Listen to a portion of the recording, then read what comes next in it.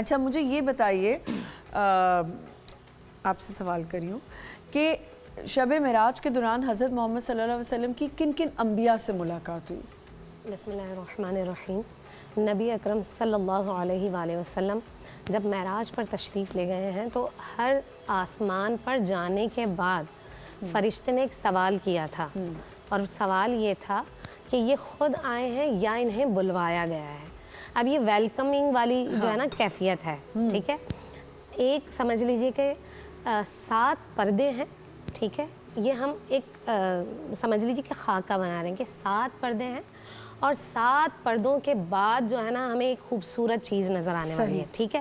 یہ ان کے لیے جو بہت بچے شوق سے دیکھتے ہیں ہمارے پروگرامز، مجھے لگتا ہے کہ بچوں کے لیے زیادہ انٹرسٹنگ بات ہے، بڑوں کو تو پتہ ہوتا ہے۔ جی ہاں، تو آپ سمجھ لیجئے کہ یہ آسمان جو ہے نا یہ پردے ہیں، ٹھیک ہے، یہ وسیلہ ہے خدا تک پہنچنے کا۔ اب جیسے ہی پہلے دروازے کے پاس آپ گئے ہیں، یعنی نبی اکرم صلی اللہ علیہ وسلم پہلے آسمان کی جانب گئے ہیں، دروازہ کھلا ہے، دروازہ کھلنے سے پہلے ایک کوسچن آتا ہے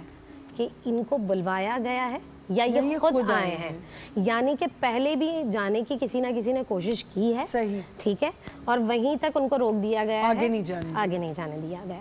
اب یہاں پر فرشتوں کو جناب جبریل کیا کہہ رہے ہیں کہ ان کو تو بلوایا گیا ہے۔ اب وہاں سے کیا صدا آ رہی ہے؟ مرحبا مرحبا، یعنی ویلکم کر رہے ہیں، خوش آمدید خوش آمدید نبی اکرم صلی اللہ علیہ وسلم کو۔ یہاں حضرت ہارون سے، حضرت یحییٰ سے آپ صلی اللہ علیہ وسلم کی ملاقات ہوئی ہے۔ اس کے بعد پھر دوسرے آسمان کی جانب، دوسرے آسمان، میں پتہ ہے جس وقت یہ حدیث پڑھ رہی تھی صحیح مسلم کی،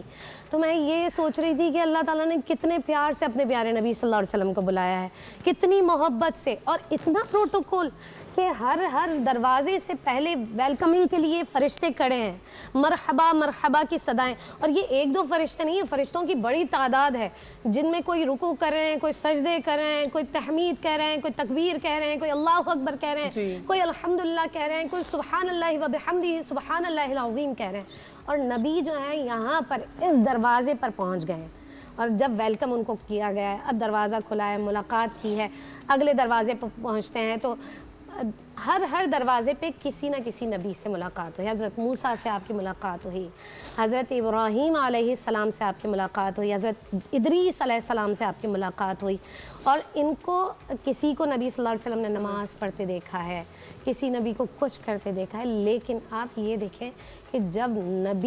نبی آتے ہیں تو ہر نے ایسے جملوں سے ویلکم کیا ہے کہ جناب ابراہیم نے یہ لفظ استعمال کیے کہ آج میرا بیٹا آ گیا ہے، کیونکہ آپ دیکھیں تو جناب اسماعیل علیہ السلام کی اولاد میں سے ہے نا نبی اکرم صلی اللہ علیہ وآلہ وسلم۔ اللہ آمنہ آپ کے ذوق کو قبول فرمائیں کہ جس محبت سے آپ نبی صلی اللہ علیہ وسلم کا ذکر سن رہی ہیں، تو وہاں پر ملاقات کرنی۔ آپ نے کبھی غور کیا ہے کہ جناب موسیٰ یہی کیوں انسسٹ کر رہے ہیں کہ آپ جائیں اور اللہ سے نمازیں کم کروا کے لے کر آئیں؟ جی، کبھی ہم نے سوچا؟ نہیں۔ جناب عیسیٰ بھی تو کہہ سکتے تھے، جناب ادریس بھی کہہ سکتے تھے، جناب ابراہیم بھی کہہ سکتے تھے، آپ کی امت نہیں۔ لیکن آپ کو معلوم ہے کہ حضرت موسیٰ کو حسرت تھی، خدا کو دیکھنے کی حسرت تھی نا، جی بالکل، اور انہوں نے کہا، اللہ تعالیٰ سے یہ کہا تھا، تو آنکھوں میں اس نور کا نقشہ لے کر آ رہے ہیں نا محمد رسول اللہ، دیکھتے ہیں تو وہ دراصل جناب موسیٰ جب دیکھتے تھے نا اس نقشے کو تو کہتے تھے آپ پھر سے جائیں،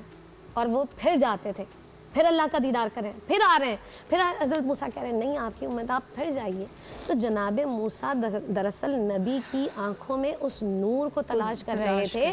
جو اللہ کا دیدار کرنے کے بعد نبی صلی اللہ علیہ وسلم بار بار تشریف لا رہے تھے۔ تو یہ جو مرحبا مرحبا کی صدائیں ہیں نا، یہ آج کی رات اگر ہم بھی لگائیں، مرحبا مرحبا کہہ کر یہ دعائیں کریں کہ اللہ تعالیٰ ہمیں اپنے حبیب صلی اللہ علیہ وآلہ وسلم کی زیارت نصیب کریں۔ اور دیکھیں قیامت کے دن، اب یہ میں بہت اہم جملہ کہنے والی ہوں کہ جنتیوں کو جنت میں جو اللہ کا دیدار ہوگا نا، کسی کو تو فوراً ہو جائے گا جنت میں پہنچنے کے بعد، تو یہ دعائیں کرنی چاہیے کہ اللہ تعالیٰ ہمیں جنت میں اپنا جلد ہی دیدار نصیب فرمائیے گا۔ اور خدا کا دیدار کیسے ہوگا، کیسا خوبصورت ہوگا، جو کہ سمیع ہے، بالکل بصیر ہے، علیم ہے، خبیر ہے، جس نے ایسا حسن بنایا جناب یوسف کا. جناب یوسف کو جب نبی اکرم صلی اللہ علیہ وسلم نے دیکھا تو حدیث میں آتا ہے کہ جب حضرت یوسف سے ملاقات ہوئی تو حدیث کے لفظ یہ ہیں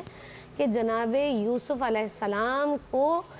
حسن کا آدھا حصہ عطا کیا گیا, اتنے حسین و جمیل. تو سوچیں جب یوسف اتنے خوبصورت تو ہیں تو اللہ کتنے پیارے ہوں گے, کتنے خوبصورت ہوں گے ہمارے اللہ, کتنے ہم سے پیار کرنے والے ہیں اللہ تعالیٰ کہ جو اپنا دیدار ہمیں کرائیں اپنی گے. روزمرہ کی زندگی میں مفتی صاحب نظر بھی آ رہا ہوتا ہے کہ اللہ تعالیٰ ہمیں